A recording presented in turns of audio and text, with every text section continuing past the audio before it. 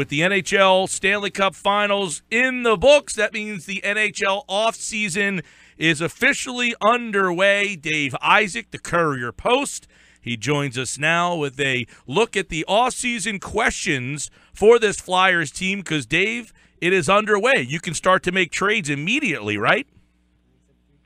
Yeah, some teams have already done that with rights to players, but this is really where the season starts to get busy, and the Flyers did a little bit of in-house work last week by bringing in Chris Knobloch, a new assistant coach, and Shayne Gostisbehere.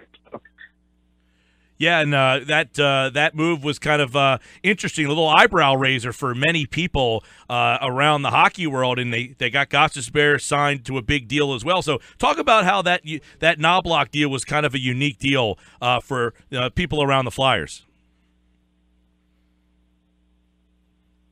Yeah, I think we lost Dave, and we'll see if we can't get him back onto the line here. And, it sounds like I can answer a little bit until he comes back. Chris Knobloch is a guy that comes from the Erie Otters, and he was one of those up-and-comers in the junior ranks that, quite frankly, the Flyers looked at as a guy that could help their power play. They got rid of Joey Mullen after the season was over because they knew the power play needed some sort of spark or some sort of kickstart, if you will. And they looked at Chris Knobloch as a guy who had success with the Austin Matthews, the Connor McDavids of the world, the guys, these young players who sort of, they come into the NHL and people think, like, where did this guy come from? Well, part of the thing they came from is the tutelage of a guy like Chris Knobloch who was able to help them out at the junior level. So the Flyers grabbed him up. All right, let's bring Dave back into the conversation, and you cleared up the Knobloch stuff there. Dave, were you surprised at all with the Gostisbehere deal? I mean, 6-year deal, he gets the extension. Was that a surprise at all? No, I don't think so. I think certainly they were going to bring him back. If you mean the length of the deal, I think they got him at a good price, so they don't necessarily mind it. The only guy who's making more in the defense corps is Andrew McDonald, but this is a team that has some openings now, and they're going to fill them with young players. So the contract issues aren't as big as they were a year ago, 2 years ago. So having Shayne Gostisbehere in here at $4.5 million cap hit is, I don't know about steal right now. Let's see him play a third season and see if he's closer to the rookie than he was the sophomore. But I think it's a decent deal at least. Dave, over the weekend I was checking out the TSN trade bait board, and one Flyer landed on that list, and that was Brayden Schenn. And I was a little surprised by that because he just signed a big deal last offseason as well. So is he a guy you think the Flyers would try to move? No, I don't think that they're looking to do that. I think that I guess you have to hit a certain number on those lists, and he was pretty far down there, so you kind of start 32. Being a little bit more creative. So I think that the reasoning there might be the Flyers have the number 2 pick. If whoever that player is able to make an impact immediately, then you have guys that become expendable, and maybe Schenn could get you a large return. I don't think that the Flyers are going to be looking to move him. And even if that is the case, Ron Hextall is not going to decide that in June or July or August. He's going to have to wait and make sure that player is going to make the team, whoever they take at number 2, assuming it's one of those offensive guys. And then you have a situation where you might have some extra players lying around. But I certainly don't think that they're looking to move Brayden Schenn right now, no. Dave Isaac with us, our Flyers insider. You've referenced that number 2 pick a couple times, Dave, and I know that was one of the questions in your mailbag, Nico or Nolan, because those are the 2 names out there, Nolan Patrick and Nico Hischier. Who do you think the Flyers go with and why? I think that they'll end up with Nico Hischier, and I think that he's the better fit just because of his style of play. Obviously, the Flyers want to have a guy that's going to be responsible at both ends of the ice, and both of those guys fit the bill. But Hischier is a little bit more flashy offensively. He's a little bit more creative. And the Flyers, they need to be moving in that direction. I don't know if Dave Hextall really let them go hog wild last year in that regard, but he's going to need to start letting that leash go a little bit longer for them. And I think Hischier is the better fit for that reason. Nolan Patrick is probably a little bit better of an well-rounded player. In terms of all the facets of the game, and I'm sure he'll be a great NHLer too. But I think that, I certainly think that the New Jersey Devils see that, and that's why I think they'll take him number 1, and he sure will be there for the Flyers at number 2. And another solid question in the mailbag, I thought, was about the goaltending situation on who they go after, if they go after a free agent, and what the future is for the Flyers goaltending situation, because certainly there's more questions than answers right now. Yeah, and like we talked about at the end of the season, Ron Hextall really seems uncomfortable with the Michael Neuwirth, Anthony Stolarz tandem, so I think there will be a change there. My own personal thought is that Neuwirth will somehow end up in Vegas. I'm not sure if that's absolutely the case or not, but assuming that he is out or one of those guys is out, I think they have a void there. And there's a couple guys that could fill it. As I mentioned in that mailbag, Jonathan Bernier is a candidate, a guy who's been with Ron Hextall in the past when both of them were with the LA Kings. But I think that whoever it is, they need somebody who can be a veteran for whoever their young goalie is that's going to come up. I think it'll be Carter Hart. I don't think it'll be this upcoming season. I think it'll be the next one after that. But the Flyers are looking for probably a veteran that can play that role of mentor. Dave Isaac's with us. The Flyers offseason is underway. These are some mailbag questions from Dave's mailbag at the Courier Post Online.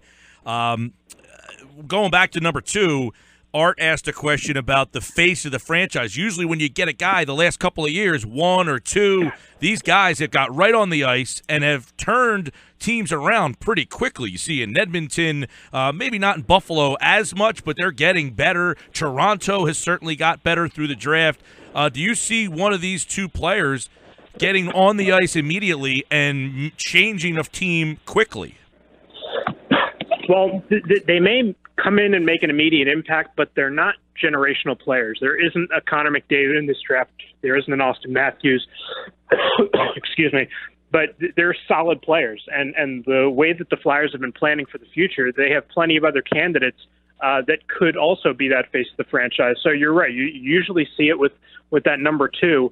That's usually the case. They become the face, but because these guys are probably going to be very good players, very solid players, but not necessarily far and away the greatest player of their generation, I think that it's kind of up for debate a little bit, and the Flyers have some candidates in-house. Dave, have you been able to get a read on the Jordan Wheel situation and why the Flyers seem to be dragging their feet with that? Well, I think it's just a little bit of gamesmanship at this point. J.P. Barry is Jordan Wheel's agent, and he's one of the top agents in the league. And for a guy who's got, 35 NHL games, pardon me, to be hiring a big-time agent, I think the Flyers are saying, whoa, now you got, don't exactly have the numbers to be getting a huge contract here. And some of the fans may be getting a little bit carried away with it, too. I don't think that the Flyers lack interest in him. But I think that Ron Hextall is saying you're not going to take me to the cleaners for a guy who's in a strange situation because he's 25 years old and an unrestricted free agent, which is 2 years younger than most guys go to unrestricted free agency. So I think that the Flyers and Jordan Wheel, probably both sides, want to get a deal done in Philly, but Hextall's not going to drastically overpay for it, and that's why he's saying that the July 1st is maybe more of a deadline than this week when the Vegas Golden Knights could potentially sign him. Dave Isaac with us, our Flyers insider, came to Courier Post as well. Dave Isaac is his Twitter handle, and defenseman-wise, we'll Don't go forget back to the G. Oh, Dave G. Isaac. Sorry, I skipped by the G. At Dave G. Isaac is his Twitter handle. Thank you, Mike Gill. Defenseman, we talked about Ghost and what his deal was, but everybody's salivating at these rookie defensemen that are down at Lehigh Valley and how many of them will come up, including Chris, who wants to know Haig, Moran, Sanheim, Myers. Who of those make the team? I think, Haig and Moran both had a game apiece late in the year, and I think Robert Haig probably had the better performance of the two. Neither one was out of place, but that's a very small sample size, and the Flyers are really looking at a greater sample size to tell them who's more ready. And the biggest piece will come in September when they see what they do in training camp. I think that those two guys probably have a leg up on the others. Travis Sanheim had some things to iron out in his game, his first year pro with the Lehigh Valley Phantoms, and Phil Myers has been on a spectacular trajectory. And I know Craig Button, one of the TSN analysts, absolutely loves him. So he would have to make a big jump to kind of bypass the American Hockey League there. But there's an outside shot of that happening, and the Flyers are always looking for creative ways to get some offense, and he's been an offensive defenseman, so maybe he is able to make that jump. But I would think that Robert Haig, not a lock necessarily, but I think he's got the best chance. And Sam Moran probably has the next best odds. And then I would say probably Myers and Sanheim just to round out the group in terms of the likelihood of them making the squad. Yeah, Dave, we got free agency obviously in the background here. So do you anticipate Flyers being a player? Any guy you think they should look to target?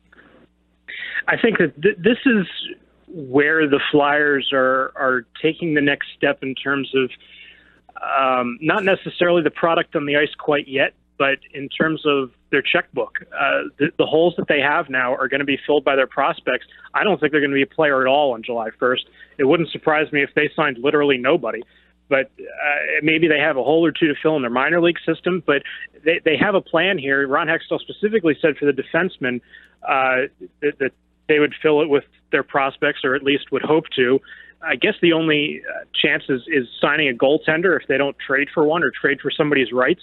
But even up front, I mean, it's crowded right now without even looking at free agency. When you consider the possibility of whoever the number 2 pick is joining the team, Mike Vecchione, he only played 2 games at the end of last season, coming back, and Oscar Lindblom, who is among the highest scorers in the Swedish Elite League. He could come in and potentially be a goal scorer, which they very desperately need.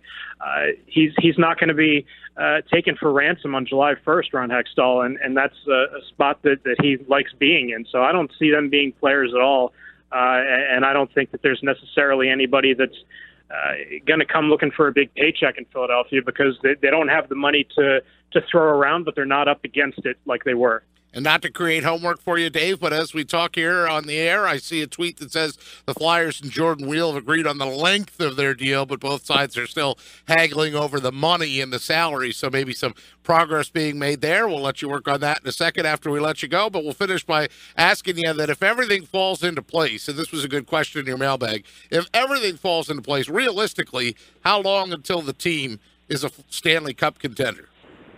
Yeah, the answer I gave in the piece there was 3 years. Because of the goaltending, I don't think that they'll be there next year, because I think that, or even the year after that necessarily, because I think whoever they bring in here will kind of be a placeholder and be kind of a stopgap for whoever's coming next. And I think it'll be Carter Hart. But that would also be a tall task for him to come in his, assuming he makes the team next year, the 2018-19 season, and then gets a big workload the next year. For them to go to the Cup with a young player like that is asking quite a bit. But I think that's around the timetable for this team, because they'll have a lot more young defensemen on this team in the upcoming season. They'll have a couple new forwards. I think they're certainly trending in the right direction, but they may still be a couple years away from truly contending. Dave Isaac at Dave G. Isaac from the Courier Post. The Flyers offseason is underway, and we'll see if they can pull a trade off, because Dave Isaac kind of hinted at don't anticipate July 1st being a busy day for Dave Hextall, Ron Hextall, and the Flyers. But the draft should be fun. We'll see who they end up with at the NHL Draft. Dave, always a pleasure, pal. Take care. Thanks for having me, guys.